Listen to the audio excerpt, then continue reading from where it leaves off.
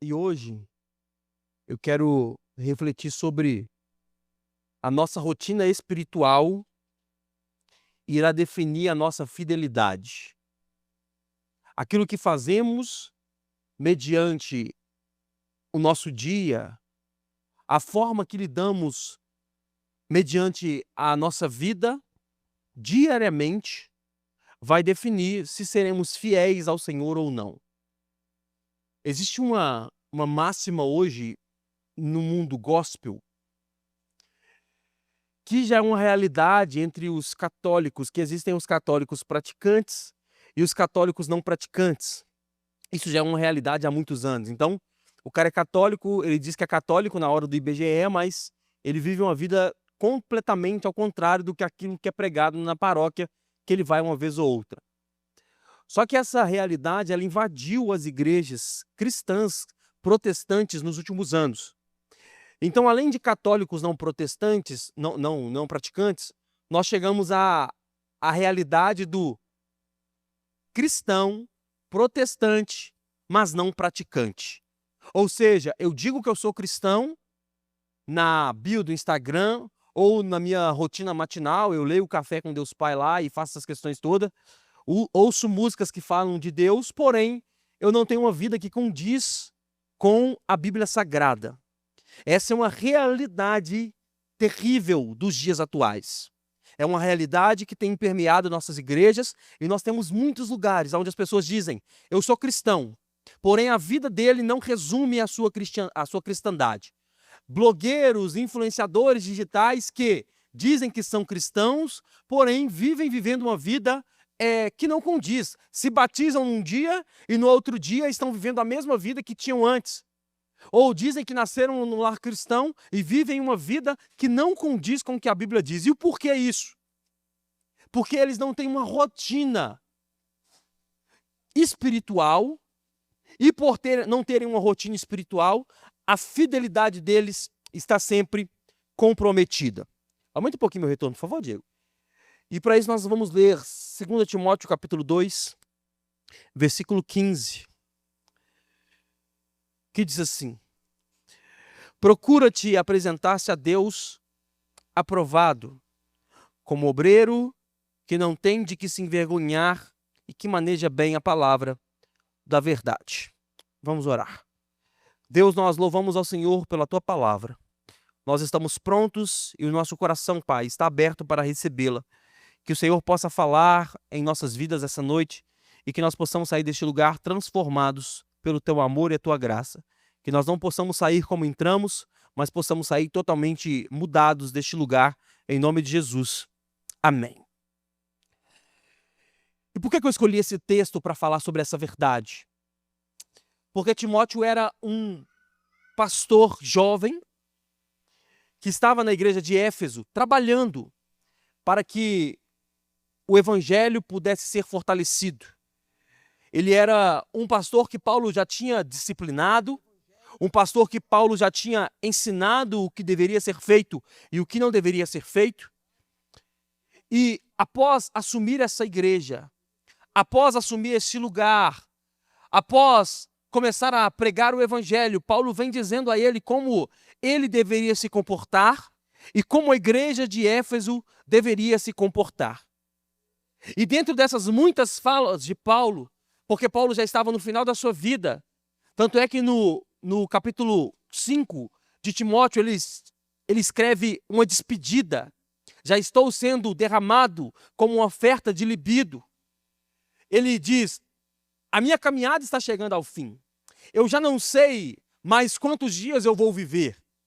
Porém, além de estar chegando neste lugar, no fim da sua vida, com a certeza de que iria se encontrar com Cristo, Paulo quer dizer a Timóteo como ele e a igreja de Cristo deveriam se comportar. E aí Paulo diz: Timóteo, você e a igreja que você pastoreia, essas pessoas devem se comportar como obreiros aprovados. Essas pessoas devem se comportar como aqueles que não foram reprovados pelo Senhor, haja vista que todos eles já foram salvos. Paulo não estava lidando com o ímpio. Paulo não estava lidando com aquele que não tinha conhecido a Jesus ainda. Paulo estava lidando com a igreja do Senhor, aqueles que tinham sido salvos por Cristo Jesus. E aí ele diz: vocês devem se comportar como obreiros aprovados. Vocês devem se comportar como obreiros que não se envergonham do evangelho. Por quê? Porque ainda nessa época as pessoas morriam por causa do evangelho. Já que falei milhares de vezes aqui que os primeiros 300 anos da igreja foram terríveis. Então, quando alguém se convertia ao Senhor, a pena dele automática era a pena de morte. Então, alguns sobreviviam porque fugiam de um lugar para o outro, mas a maioria converteu, converti. Agora o seu caminho é a morte. Aí Paulo está dizendo: não tem como você ser um cristão, já que está valendo na sua cabeça, não tem como você ser um cristão desaprovado. Já que está valendo a sua vida, já que você diz que você nasceu de novo, que você foi encontrado por Cristo Jesus, não tem como você ser um cristão desaprovado, um cristão mais ou menos, um cristão que vive uma vida da forma que quer. Você deve ser um obreiro aprovado, que não se envergonha e que maneja bem a palavra de Deus, ou a palavra da verdade. E aí, baseado nisso, me veio essa reflexão: como nós seremos obreiros aprovados? Como é que nós teremos uma vida que o Senhor tem de nós essa aprovação? E aí a resposta automática é: criando uma rotina espiritual.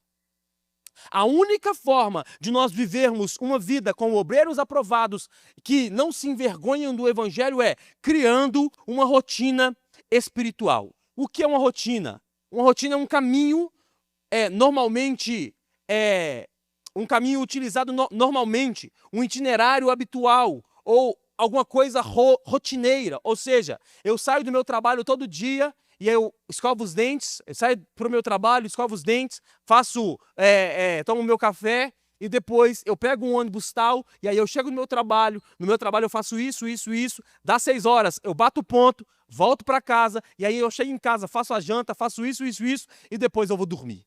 Isso é uma rotina. E muitos de nós temos rotinas. Se você estuda, você tem uma rotina. Você acorda de manhã, faz o que tem que fazer e vai para a escola. Volta da escola, faz o que tem que fazer e vai dormir. Se você trabalha, é a mesma coisa. Você acorda de manhã, vai para o seu trabalho, faz o que tem que se fazer no seu trabalho, depois você volta para casa, faz o que tem que fazer e depois vai dormir. Isso é uma rotina. E todos nós temos rotinas. Qual que é o problema? Nós criamos rotinas no estudo. Nós criamos rotina no trabalho, nós criamos rotina na família, mas nós não temos ainda, muitos de nós não temos ainda uma rotina espiritual. Uma rotina que vai fazer com que a nossa vida espiritual seja alicerçada em Cristo Jesus. E aí, baseado nisso, eu quero citar 3 pontos que deve haver em nossa rotina espiritual para que nós possamos ser saudáveis para com o Senhor. Você está comigo, irmão? A primeira coisa que deve ter em nossa rotina espiritual é uma rotina de comunhão intencional. Preste atenção, você tem que ter uma rotina de comunhão intencional. Comunhão com quem? Com os nossos irmãos. E essa comunhão, ela deve ser intencional. E para eu te explicar o que é uma comunhão intencional, eu quero te explicar o que não é uma comunhão. 1 Coríntios capítulo 11, versículo 17 diz assim: mas nisto que agora prescrevo, não posso elogiá-los, porque vocês se reúnem, não para o melhor, e sim para o pior. Olha o que Paulo está dizendo para a igreja de Coríntios. Vocês se reúnem, vocês estão juntos na igreja, vocês comem, vocês bebem em comunhão, em união uns com os outros, assim, na mesma mesa. Vocês cultuam juntos, vocês cantam juntos, vocês ouvem a exposição da palavra juntos, porém, vocês não estão se reunindo para o bem, vocês estão se reunindo para o mal. Vocês não estão reunindo pelo certo, vocês estão se reunindo pelo errado. Então dá para nós entendermos que não basta apenas nós nos reunirmos. Não basta apenas nós virmos ao culto no domingo. Não basta apenas nós fazermos comunhões a cada 6 meses para sentarmos e nos alimentarmos uns com os outros. Não basta. Isso deve ser feito da maneira correta. Então, o que não é uma comunhão intencional? Quando nós nos reunimos para falar mal um dos outros. Isso não é uma comunhão intencional. Quando eu gasto o meu tempo, quando eu utilizo do meu tempo, que eu poderia estar construindo algo em alguém ou com alguém, e eu gasto esse tempo para falar mal da vida do meu irmão que está sentado junto comigo no domingo na igreja. Ou quando eu saio da minha casa para conversar com outra pessoa, quando eu saio da minha casa para tomar um café com outra pessoa, ou na mesa da minha casa, eu ouvi um pastor falar esses dias para trás sobre as pessoas que estão em casa e se assentam à mesa, juntamente com os filhos, no almoço ou na janta, e a única coisa que sai da boca dessas pessoas são palavras maldizentes para outras pessoas. Aí sai do culto de domingo, cheio de Jesus. O filho ouviu a palavra na escolinha. Você ouviu a palavra no culto. Aí chega na segunda-feira, na hora da janta, se sentam para falar mal do outro. O que o filho está ouvindo? Ele ouviu que Jesus é bom. Ele ouviu que a igreja deve viver em comunhão. Ele ouviu que nós somos um em Cristo Jesus. Mas quando se torna vida, quando se trata da vida em casa, ele ouve as pessoas dizerem que você viu fulano de tal? Viu a roupa que o fulano de tal estava na igreja? Viu fulano de tal fazendo isso? Viu fulano de tal fazendo aquilo? Pessoas que se reúnem para falar mal um dos outros. E isso não é uma rotina intencional de comunhão. Ou quando nós nos reunimos apenas por nossos interesses. Ou seja, eu quero conversar com outro, eu quero falar com outro, mas é apenas pelo meu interesse. Eu te procuro, eu converso com você, eu quero uma comunhão com você, mas apenas quando me interessa. Quando é o meu interesse. Quando não é do meu interesse, você é descartável. Se não me interessa, se eu não estou precisando nada que venha de você, você se torna descartável. E isso não é uma rotina de comunhão intencional. O que é uma rotina de comunhão intencional? Salmos 33, versículo 1 diz assim: ó quão bom e quão suave é que os irmãos vivam em união. Isso é uma rotina intencional. É muito importante que a igreja de Cristo viva em união. Eu não digo bajulação. Eu digo união. O que é bajulação? Quando eu me reúno com outro apenas para puxar a sardinha da pessoa. Ou aquele relacionamento em que eu não saio da casa do fulano e o fulano não sai da minha casa. Isso é bajulação. Eu não estou dizendo bajulação, eu estou dizendo união. Essa rotina de união, essa rotina de comunhão vai fazer com que você se torne um cristão melhor a cada dia. Por quê? Porque as dores do outro pode ser que vão curar as suas próprias dores. Ou as suas dores vão ser curadas por alguém que tenha cura por essa dor. Quando nós sentamos uns com os outros, quando nós resolvemos conversar uns com os outros e nós estamos mal às vezes, essa comunhão, irmão, talvez no início do culto, no final do culto ou durante a semana, essa comunhão vai fazer com que haja cura no meio da igreja. Essa comunhão, dessa conversa, desse diálogo, de às vezes nós estarmos mal e nós precisarmos de um diálogo, de uma conversa, de um abraço, de uma solução para um problema. E aí essa comunhão resolve esse problema. Por quê? Porque quando há comunhão, eu consigo me desabafar com o meu irmão, sabendo de que amanhã a notícia que eu contei para ele não vai estar espalhada pelos jornais da cidade. Sabendo que o que eu falei com ele em segredo, ele vai me ajudar em segredo se ele puder, e não vai espalhar pelos 4 cantos das cidades que fulano de tal está passando por essa situação. A comunhão na igreja é necessária para que nós possamos melhorar a nossa espiritualidade. O que é uma rotina de comunhão? Quando nós nos preocupamos uns com os outros. É uma rotina de comunhão. A preocupação com o outro é uma rotina de comunhão. E aqui fica a pergunta: quando nós nos preocupamos uns com os outros? Quando o outro não veio no culto? Quando o outro está faltando de um culto numa certa frequência, será que nós temos essa percepção, dessa preocupação de saber, fulano faltou 2 cultos?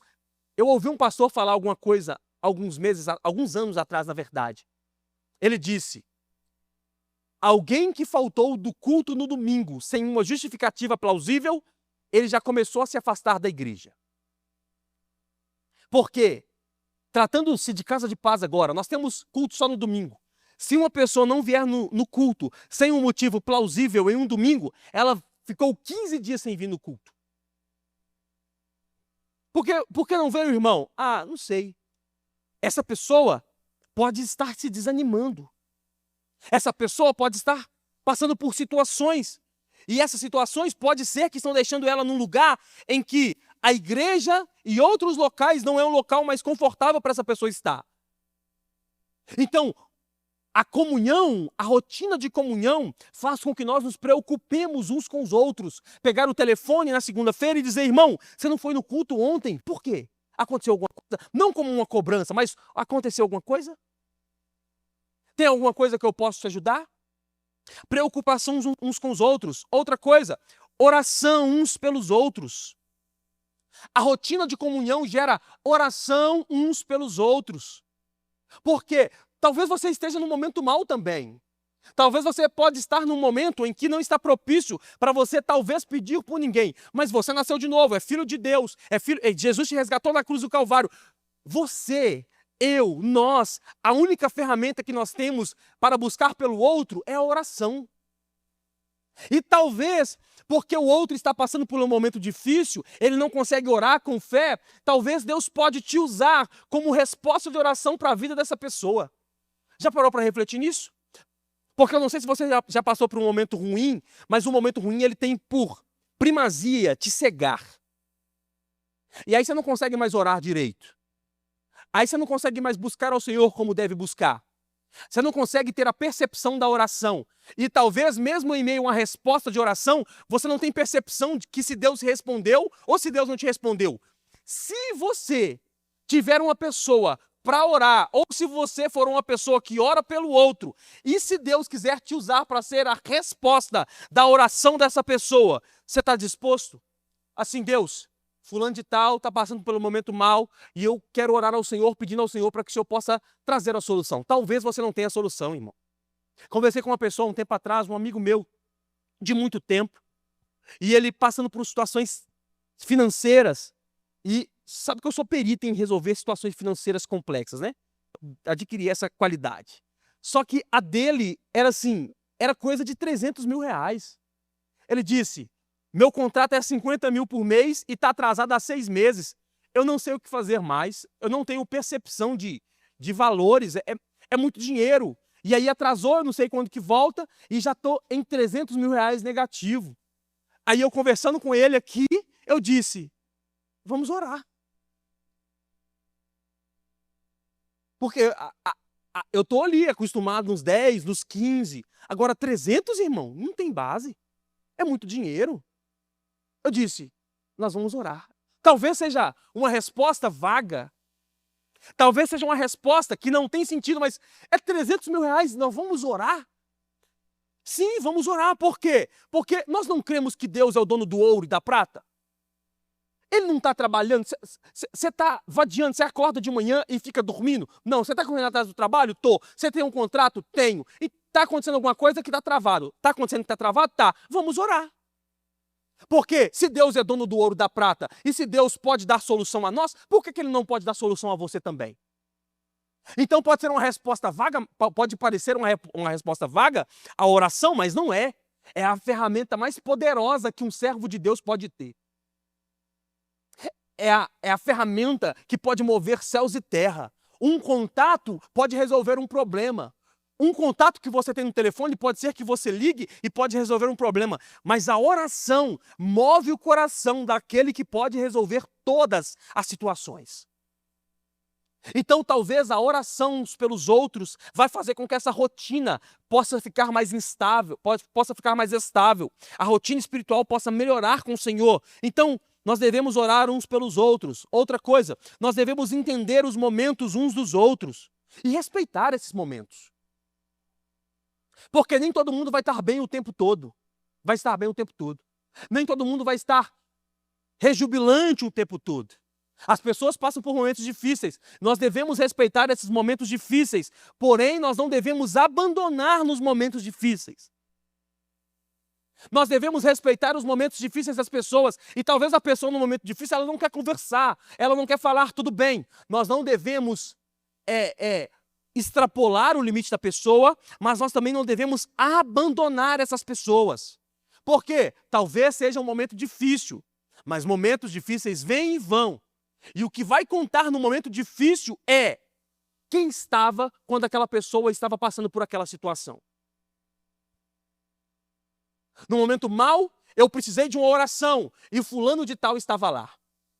No momento mau, eu precisei de uma conversa e a igreja estava lá para me servir. Eu sempre gosto de fazer essa analogia da igreja com o exército. E a igreja é esse exército e o exército que não abandona. Há umas 3 semanas atrás, saiu um vídeo de um soldado, de um tenente, se eu não me engano, do BOPE no exército, no Rio de Janeiro, que ele morreu com um tiro na cabeça, mas meses atrás, no meio da guerra, Rio de Janeiro, guerra, tiro, fuzil para todo lado, esse mesmo cara com um amigo baleado nas costas, todo carregado, cheio de armas no corpo, todo equipado, e ele caminhando com esse cara nas costas e o tiro passando, outras pessoas cobrindo e ele segurando essa pessoa nas costas, com a sua vida em risco. A vida dele em risco, mas o amigo dele não estava morto. Portanto, ele segurou nas pernas desse amigo, colocou ele nas costas e correndo com ele no meio da favela do Rio de Janeiro, o tiro para todo enquanto é lado, algumas pessoas cobrindo ele, mas ele conseguiu salvar esse amigo. Porque se ele tivesse deixado o amigo no meio do caminho, se tivesse deixado o amigo na trincheira da guerra, por causa de um momento mau que o amigo estava passando baleado, o amigo poderia ter morrido, mas ele resolveu salvar a vida daquele amigo. Assim é a igreja de Jesus. A rotina de comunhão gera essa percepção de o fulano precisa de mim, ele está no momento ruim, talvez ele não quer que ninguém interfira no momento ruim dele, mas eu não posso abandoná-lo. Ele está passando por um tempo ruim, e no tempo ruim talvez ele não quer que eu intrometa, mas eu não posso abandonar essa pessoa. Preste atenção, a igreja de Jesus sobrevive há muitos anos por causa dessa união com os irmãos. A igreja de Jesus sobrevive há anos porque um deu a vida pelo outro, porque um resolveu encaminhar a vida do outro. Está comigo, irmão? A segunda rotina que nós devemos ter.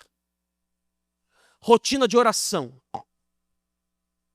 Todo cristão deve ter uma rotina de oração. E por que nós devemos ter uma rotina de oração? Porque se nós não orarmos, nós não ouviremos a voz de Deus e nós não saberemos quem Deus é e não conheceremos Deus nem nos momentos bons, nem nos momentos maus. E qual é o nosso maior exemplo de oração? O próprio Jesus, que mesmo sendo Deus, orava sem cessar. Olha só o que ele diz em Lucas 3, olha só o que a Bíblia diz em Lucas 3, Jesus orando por seu batismo. E aconteceu que, como todo o povo se batizava, sendo batizado também Jesus orando, também sendo batizado também Jesus, orando ele, e os céus se abriu. Em Marcos capítulo 1, versículo 35, Jesus orando em um local solitário, diz assim: levantando-se de manhã muito cedo, fazendo-se ainda muito escuro, saiu e foi para um lugar deserto e ali orava. Olha só, ele orou no seu batismo, orou no local solitário. Por quê? Porque Jesus era Deus e ele sabia dessa importância da oração. E há uma importância, irmão. E aqui eu não estou dizendo sobre local. Eu vou orar no monte, é uma percepção sua. É obrigatório? A Bíblia não nos diz que é obrigatório orar em monte. A Bíblia nos diz que é importante orar. Mas nós devemos aprender com Jesus, que, por exemplo, ele se retirava para orar. Ele gastava tempo em oração em locais desertos. E talvez o local deserto que nós precisamos seja o nosso próprio quarto. Mas qual que é a percepção que eu tenho? E eu me coloco nesse quadro. Que muitas das vezes, apenas num momento difícil, nós buscamos esse local deserto para orar. Já percebeu? Que no dia mau, nós buscamos essa oração em todos os lugares. Nós buscamos o quarto em todos os momentos.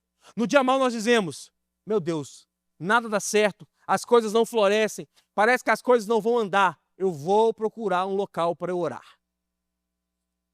Aí ora no quarto, aí ora na rua, aí ora no banheiro da empresa, aí ora em todos os lugares. Por quê? No dia mau nós buscamos essa oração, mas o que Jesus nos ensina é que nós devemos orar o tempo todo e nós devemos nos afastar para orar também. Nós devemos nos afastar para orar. Por quê? Porque nesse afastamento, no local entre que estamos apenas nós geramos intimidade. Preste muita atenção nisso, irmão. É impossível um casamento dar certo se as pessoas conviverem o tempo todo com outras pessoas. É impossível um casamento dar certo se o casal morar em uma casa e essa casa estiver cheia de gente o tempo todo. É só você perceber a vida desses famosos influenciadores, principalmente, que sempre tem alguém perto. Aí a pessoa vai viajar. Não vai viajar ela, o marido, a esposa e os filhos. Não. Vai o marido, a esposa, os filhos e 775 pessoas.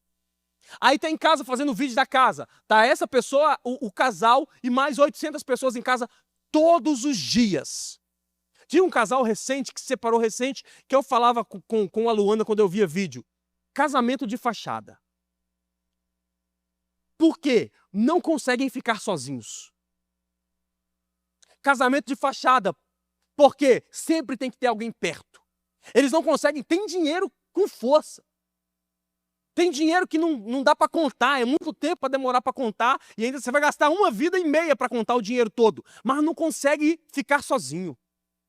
Por quê? Porque não há paz, não há intimidade suficiente no relacionamento, não há conversa no relacionamento. Assim somos nós com Deus. Assim somos nós na nossa relação com o nosso Pai. Se não há intimidade no secreto, como teremos intimidade no público? Porque algumas pessoas no culto parecem ter uma espiritualidade elevada. Levantam as mãos, aplaudem, gritam.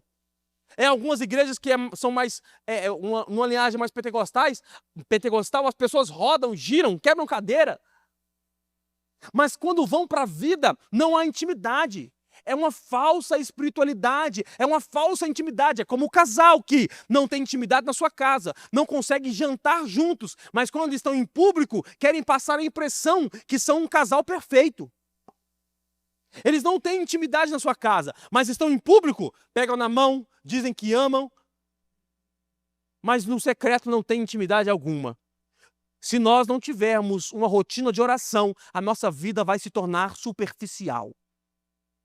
Nós iremos levantar as mãos em público, mas em casa não oramos, a nossa rotina se torna superficial. Jesus orou também pela alimentação. Em João 6,11 diz assim: e Jesus tomou os pães e, havendo dado graças, repartiu pelos discípulos e os discípulos pelos quais estavam assentados, e igualmente também dos peixes, quanto eles queriam. Olha só, Jesus também orava pela alimentação. E aqui é um problema. Qual é o problema? E eu vejo muito isso na rotina. O telefone tomou tanto conta de nossas vidas que nós não conseguimos mais nos alimentar sem um telefone na mão. Nós não conseguimos mais tomar café da manhã sem um telefone na mão. O nosso almoço tem um telefone na mão. Como nós teremos a capacidade de glorificar a Deus pelo alimento que Ele tem nos dado, sendo que a nossa prioridade é assistir o que está acontecendo na vida dos outros, ao invés de cuidarmos daquele momento tão especial que é termos uma comida sobre a mesa? E não invadir só nossas vidas. Nossos filhos também foram invadidos por isso. A criança, na hora do almoço, crianças pequenas, 1, 2, 3 anos de idade, que elas não conseguem comer se não tiver um telefone celular na frente delas. E às vezes não é só assistindo as coisas, não. É as comendo com uma mão e mexendo no celular com a outra mão. Que gosto tem a comida? Que sabor tem a comida? Qual é o prazer de se alimentar? Sendo que você está comendo, mas a sua vida está focada em outra coisa. Jesus orava pela alimentação. Paulo nos ensinou a orar por todas as coisas, também pela alimentação. Por que nós não oramos num momento tão importante? E eu não estou dizendo de orações mirabolantes, não. Estou dizendo pelo agradecimento simples, pelo prato de comida que nós temos em oração, dizendo: Deus, obrigado. Obrigado porque o Senhor providenciou o alimento na minha mesa hoje.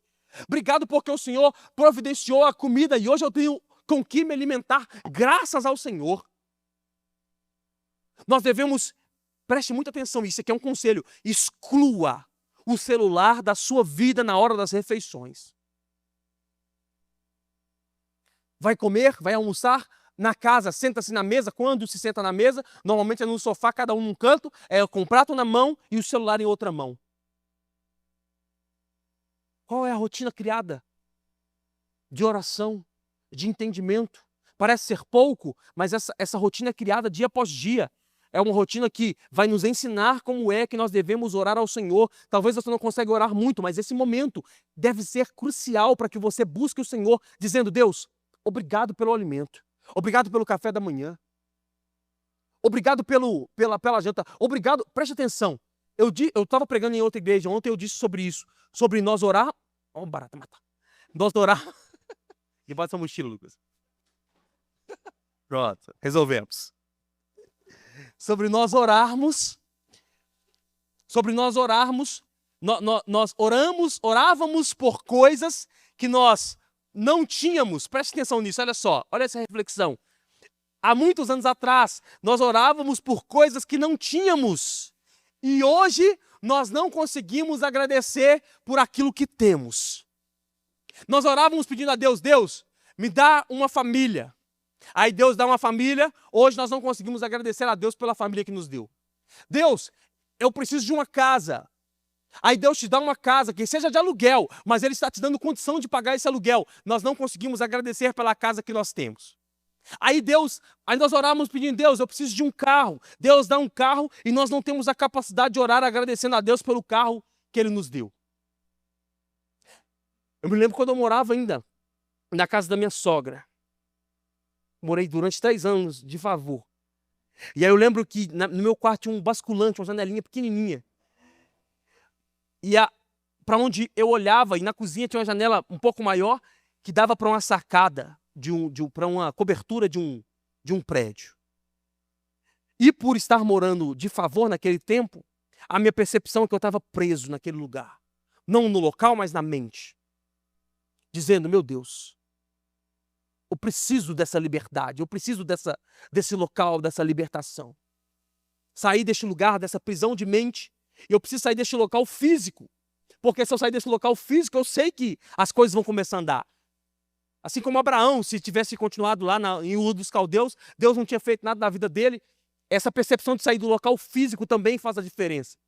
Aí quando eu consegui o primeiro dinheiro para pagar o aluguel, eu disse: vou locar a casa amanhã. Fui locar a casa, loquei a casa, sacada, olhar para o alto, para o nada. E aí, um dia eu estava em casa reclamando com Deus, dizendo: Deus, as coisas não estão dando certo, eu não estou alcançando aquilo que eu queria ter alcançado e tal. E aí Deus, essa percepção no coração, de olhar pela janela, e eu olhar pela janela do meu quarto, e ver a vista, ver as casas, ver os carros passando. Aí Deus me lembrando: lembra que quando você orava para ter isso? A garagem, porque na época eu estava com um carro, eu tinha que ir lá na igreja, lá em cima, guardar o carro e voltar a pé para a igreja. Orava a Deus pedindo a garagem. Deus fez a reflexão: lembra da garagem? Você me pedia, eu te dei, e agora você não tem a condição de agradecer por aquilo que você recebeu. Está igual criança mimada. Recebe, pede, recebe, pede, recebe, pede, e nunca está satisfeito com nada que eu te dou. Se nós não tivermos a percepção de orarmos pelo agradecimento, pelo aquilo que nós temos, nós iremos sempre estar reclamando por aquilo que não temos. E aqui ficam algumas perguntas. A primeira: quanto tempo nós gastamos em oração nessa semana que se passou? É uma pergunta retórica, responda para você. Quanto tempo você gastou em oração na semana que se passou? Agora, baseado nisso, quanto tempo nós estamos dispostos a gastarmos em oração nas semanas que estão por vir? Tudo bem você não ter orado muito essa semana que se passou, mas você está disposto a orar na semana que está por vir? Rotina espiritual depende da oração. A última coisa que a rotina espiritual depende. Uma rotina espiritual depende de uma leitura bíblica decente. A nossa rotina espiritual depende de uma leitura bíblica decente. A Bíblia é o manual que o Criador nos deixou. Como é que nós podemos menosprezar? A sua Bíblia deve ser o seu melhor livro de cabeceira. Você deve ler a Bíblia diariamente. Eu não consigo ler um capítulo, 2 capítulos, 3 capítulos, leia um capítulo. Não consegue ler 2? Leia 1. Leia sem vontade. Compre uma Bíblia de papel, uma caneta, leia sem vontade, até que o Espírito possa gerar em você a vontade de ler todos os dias. Porque eu não disse que é rotina? Se você sair de casa sem escovar os dentes, você vai ficar o tempo todo, meu Deus, eu preciso comprar uma pasta de dente em qualquer lugar para eu resolver o meu problema porque eu saí de casa sem escovar os dentes. Se você sair de casa sem passar creme, talvez, ou desodorante, você vai se virar para conseguir o creme e o desodorante para você resolver a sua doutrina, a sua rotina que você deveria ter. Assim também é a palavra de Deus. Se nós sairmos de casa sem lermos a palavra de Deus, nós estamos fadados ao erro. Compre a Bíblia de papel, um marca-texto, uma caneta e debruce na palavra de Deus. Dia e noite. Acorde de manhã, leia a palavra do Senhor. Não tem tempo de manhã? Leia na hora do seu almoço. Não tem tempo na hora do almoço? Leia na hora que você vai dormir. Mas não ouse passar um dia sequer sem se debruçar na palavra do Senhor. Não ouse passar um dia sequer sem se debruçar naquilo que o Senhor quer para nós. Por quê? Senão nós correremos o erro de ficarmos de porta em porta buscando uma palavra de Deus para nós. Aquela pessoa que sai de igreja em igreja dizendo, eu fui no culto hoje, mas o culto hoje foi muito mais ou menos. Por quê? Porque Deus não falou comigo. Como assim? A Bíblia estava fechada? Eu fui no culto hoje, mas o Senhor não falou comigo. Que história é essa? Deus tem muito tempo que não fala comigo. Como que Deus tem muito tempo que não fala com você, se a palavra dele está falando conosco o tempo todo? Se nós não nos debruçarmos na palavra de Deus, nós cometeremos o erro de ficarmos de porta em porta buscando uma resposta de Deus para nossas vidas, sendo que a resposta que Deus deveria nos dar, Ele já nos deu. Debruce na palavra do Senhor. E por quê? Primeiro, porque a Bíblia, diferente do que o mundo fala, é a palavra de Deus. Preste muita atenção.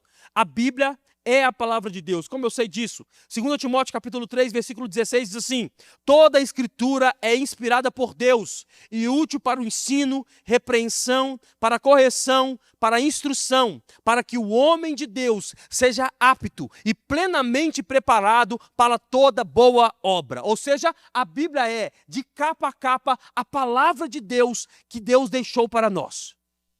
Segundo motivo que nós devemos ler a Bíblia. Por quê? Porque a Bíblia é eficaz. Olha só o que diz Hebreus capítulo 4, versículo 12. Pois a palavra de Deus é viva e eficaz, mais afiada que qualquer espada de 2 gumes. Ela penetra até o ponto de dividir a alma e o espírito, juntas e medulas, e julga os pensamentos e as intenções do coração. Ou seja, a Bíblia é eficaz na sua vida. A Bíblia é eficaz em nossas vidas. A Bíblia é o que nos faz entender o que Deus quer de nós. É o que nos faz ter uma vida direcionada para aquilo que Deus quer de nós. Outra coisa, a Bíblia também é o pão, é o alimento para o homem. Mateus 4,4 diz, Jesus respondeu, está escrito, nem só de pão viverá o homem, mas de toda a palavra que procede da boca de Deus. É o alimento diário. É o alimento para que nós possamos ter uma rotina. Se nós passarmos 3 dias sem comer, nós possivelmente, sem nenhum acompanhamento médico, no jejum específico, 3 dias sem comer, nós possivelmente iremos parar em um hospital.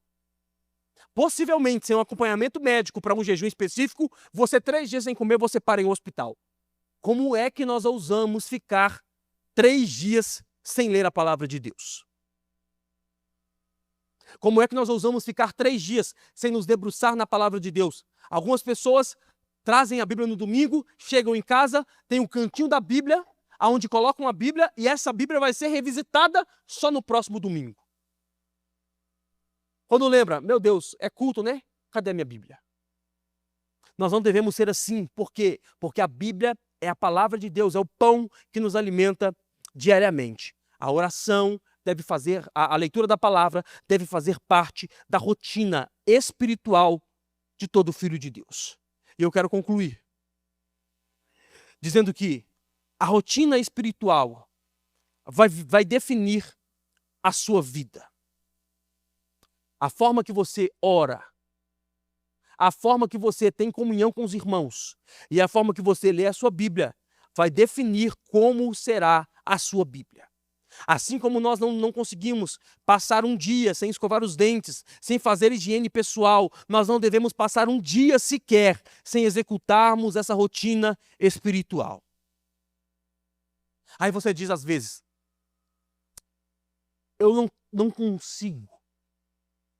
É difícil orar. É difícil ler a palavra de Deus. Eu sei que é. Portanto, mesmo sendo difícil, nós devemos ter disciplina. Disciplina de acordar de manhã, mesmo que seja força, e orar.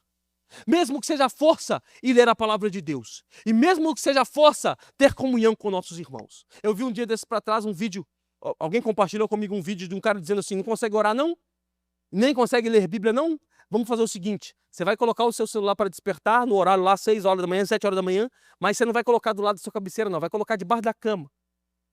E aí do lado do celular, debaixo da sua cama, você vai colocar a Bíblia e o celular debaixo da cama. O celular vai despertar às 6 horas da manhã, você vai ser obrigado a descer da cama para pegar o celular debaixo da cama. E aí quando você descer da cama para pegar o celular, ainda meio que desnorteado, você vai ter que se ajoelhar. E aí na hora que você se ajoelhar, você pega o celular para desligar o celular. Só que você vai lembrar que você precisa de uma rotina de oração. Você vai pegar o celular, desligar o celular, já ajoelhado, pegar a Bíblia debaixo do travesseiro, abrir a Bíblia, ler a Bíblia e orar. Force a disciplina espiritual. Se você é pai, às vezes nós temos dificuldade de fazer o filho escovar os dentes, tomar banho. Né? Sim, meu Deus, meu filho não toma banho. Tem que brigar com o menino para tomar banho. Tem que brigar com o menino para escovar o dente. Você tem essa dificuldade. Por quê? Porque se ele não fizer isso, ele vai sair da rua com um mau cheiro e aí as pessoas vão dizer, tem pai não? Esse menino escova os dentes, esse menino não toma banho, tem pai não? Você briga às vezes com seu filho para que ele tome banho e escove os dentes. Mas nós não brigamos com nós mesmos para que nós possamos ter uma vida. A nossa vida, a nossa rotina espiritual tenha essa limpeza também. Aí qual que é o problema? Nós não estamos com mau cheiro diante das pessoas no nosso corpo, mas nós estamos com mau cheiro perante a Deus, porque a nossa rotina espiritual é falha. Tanto força essa rotina. Ore sem querer. Leia a Bíblia sem querer. Se relacione com as pessoas sem querer, até que isso se torne realidade e que a sua vontade, pouco a pouco, possa ser em fazer essas coisas. Fique de pé no seu lugar.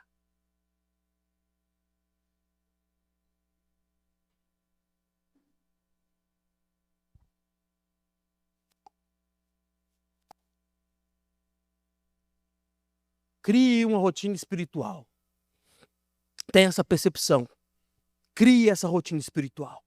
Saia de casa com essa percepção, saia da igreja com essa percepção. Eu tenho que orar. Eu tenho que ler Bíblia. Eu preciso me envolver com meus irmãos. Porque se não for assim, a minha fidelidade falhará certamente. Feche os olhos, vamos orar. Nós te louvamos, Jesus, pela tua graça, pelo teu amor. Eu quero pedir ao Senhor, Pai, para que o Senhor possa trabalhar em nossos corações, para que nós possamos, Pai, acordar amanhã pela manhã, e mesmo sem vontade, que nós possamos orar, Pai. Mesmo sem vontade, que nós possamos ler a sua palavra. Meu Deus, mesmo sem vontade, que nós possamos, Pai, ter comunhão com nossos irmãos. Que as nossas vidas possam estar mediante aquilo que o Senhor quer de nós. Que nós não possamos, Pai, viver para nós mesmos, mas que nós possamos viver para o Senhor. Que nós não possamos, Pai, negligenciar a vida com o Senhor, a intimidade com o Senhor, mas que nós possamos, Pai, acordar todos os dias, buscando conhecer o Senhor mais e mais e gerando intimidade com o Senhor, que é o que importa verdadeiramente. Em nome de Jesus. Amém. E se você pode, aplauda ao Senhor Jesus.